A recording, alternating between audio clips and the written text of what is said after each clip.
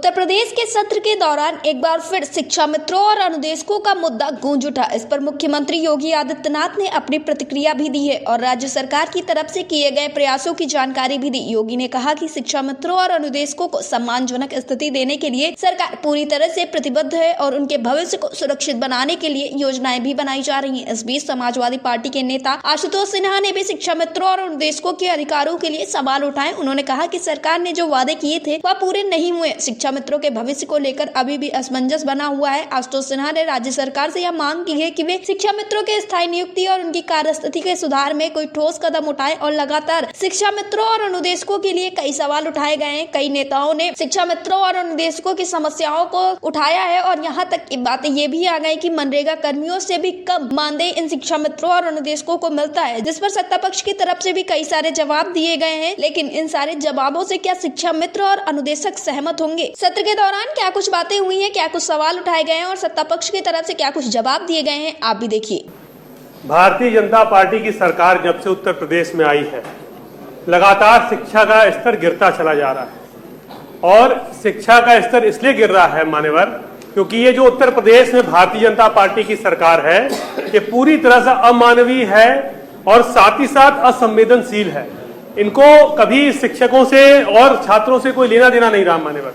अगर हम आप बात करें, क्योंकि सदन में मैं जब आया तो कई बार मैंने सुनने को मुझे मिला शिक्षक दल के नेताओं के और हमारे दल के नेताओं की तरफ से कि जब तक शिक्षक भूखा है ज्ञान का सागर सूखा है। तो अगर हम बात करें मान्यवर माध्यमिक शिक्षा की, तो माध्यमिक शिक्षा का 80% भार जो है वित्तविहीन विद्यालयों में पढ़ाने वाले शिक्षकों के कंधों पर है और आज 1985 से ये लगातार अपनी लड़ाई लड़ने का काम कर रहे हैं।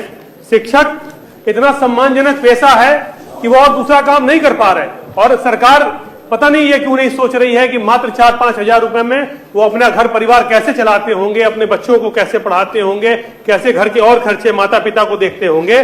और मुझे लगता है कि इनकी स्थिति, जैसा माननीय सदस्य कह रहे थे, वास्तव में इनकी स्थिति मनरेगा के मजदूरों से भी ज्यादा खराब है वित्तविहीन शिक्षकों की। तो मान्यवर, हम माननीय अखिलेश यादव जी जब मुख्यमंत्री थे तो उन्होंने 2 अरब रुपए मानदेय देने का काम इस वित्तविहीन शिक्षकों को देने का काम किया था और आज स्थिति ये हो गई कि सरकार ने मानदेय देना भी बंद कर दिया और मात्र 2 मांग इनकी है वित्तविहीन शिक्षकों की कि उनकी सेवा नियमावली बना दी जाए और उनके सम्मानजनक मानदेय उनको दिया जाए, जो ये सरकार नहीं दे पा रही है।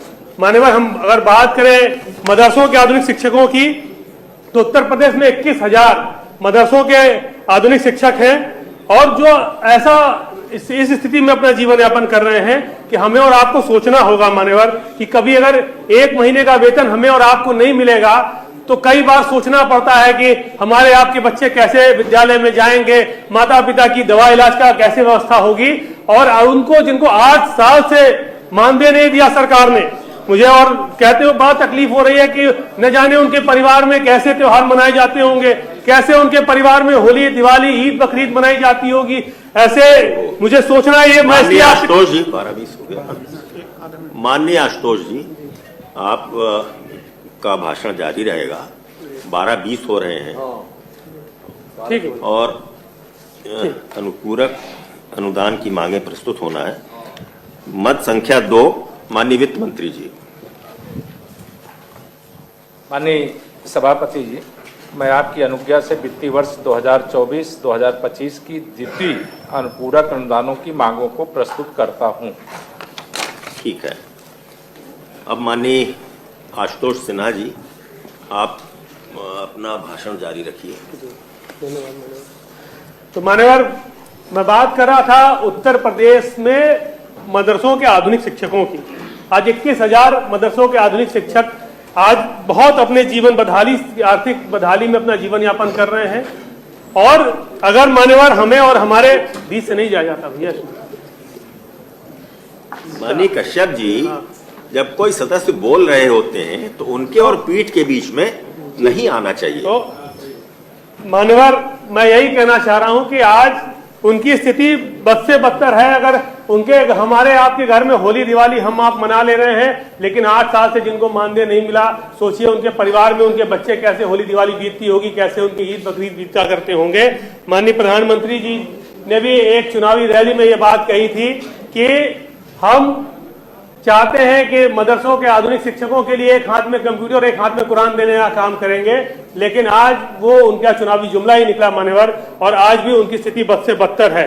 5 नवंबर 2024 को सुप्रीम कोर्ट के आदेश में सरकार के हलफनामे में लिखा हुआ है मान्यवर कि आधुनिक शिक्षक द्वारा गुणवत्तापूर्वक शिक्षा दी जा रही है। जब ये बात सरकार अपने हलफनामे में कह रही है और जब सरकार के हलफनामे में इन्होंने स्वीकार किया तो इनको मानदेय देने से सरकार क्यों भाग रही है मान्यवर? हम आपके माध्यम से सरकार से मांग करते हैं कि मदरसों के आधुनिक शिक्षकों को मानदेय देने का जो बचा मानदेय है 8 साल का, वो देने का काम करें।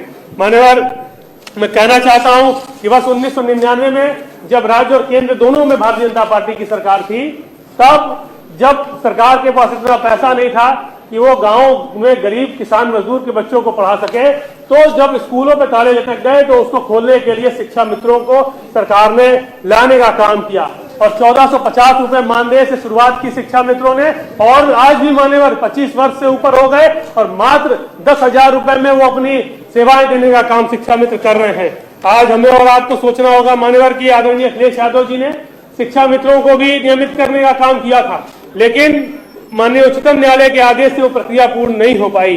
प्रधानमंत्री जी ने भी कई बार अपनी रैलियों में बात कही कि हम शिक्षा मित्रों के साथ खड़े हैं। उनका कहने का अर्थ यह था कि हम अध्यादेश लाकर शिक्षा मित्रों को नियमित करने का काम करेंगे, लेकिन ऐसा कोई काम भी मान्यवर इस सरकार में द्वारा नहीं किया गया और शिक्षा मित्रों की लगातार उपेक्षा की जा रही है। मान्यवर, अनुदेशकों के बारे में कहना चाहते हैं, उत्तर प्रदेश में 27,000 अनुदेशक हैं जिनका हाल बहुत बुरा है। लगभग 11 वर्षों से मात्र 9,000 रुपए में अपना पेट पालने का काम कर रहे हैं और हमारे विपक्ष के दबाव में एक बार स्थानांतरण तो इनका शुरू हुआ, लेकिन फिर वापस इनका स्थानांतरण रोकने का काम सरकार ने कर दिया। 100 से कम बच्चे होने पर इनको वहां से नियुक्ति नहीं दी जाती, हटा दिया जाता है और मात्र 10 CL अनुदेशकों को मिलने का काम होता है। महिला अनुदेशकों को चाइल्ड केयर लीव नहीं मिलता मान्यवर, ये बहुत बड़ी विसंगति है। मैं सरकार से मांग करता हूं कि इसको दूर करने का काम करें। मान्यवर, अगर बेसिक के टीचरों की हम बात करें तो राजनीतिक दबाव, संसाधनों के अभाव के बाद भी, चाहे वो आप जितने अभी उनसे काम लेते हैं, वो जनगणना हो, आर्थिक गणना हो, बाल गणना हो, पशु गणना हो, से लेकर प्रधानमंत्री तक का चुनाव कराने का काम हमारे शिक्षक करते हैं, लेकिन उसके बाद भी सरकार के अधिकारी इतने बड़े बड़े ऐप लेके आ रहे हैं, इतने महंगे महंगे ऐप लेके आ रहे हैं क्योंकि उसमें कमीशन लंबा चौड़ा इनका जुड़ा हुआ है मान्यवर अधिकारियों का, और अधिकारियों के कमीशन की वजह से इतने महंगे महंगे ऐप लेकर आ रहे हैं कि उन ऐप को अगर ना यूज करते हुए सिर्फ टेबल कुर्सी और कंप्यूटर मंगा दिया जाता तो स्मार्ट क्लास बन जाते। आज शायद प्राइवेट स्कूलों से ज्यादा अच्छी हालत हमारे सरकारी विद्यालयों की हो जाती, लेकिन अधिकारियों के कमीशन खोरी की वजह से आज हमारा बेसिक विभाग का जो शिक्षक है वो परेशान है। इतने ऐप का उनको यूज करना पड़ रहा है और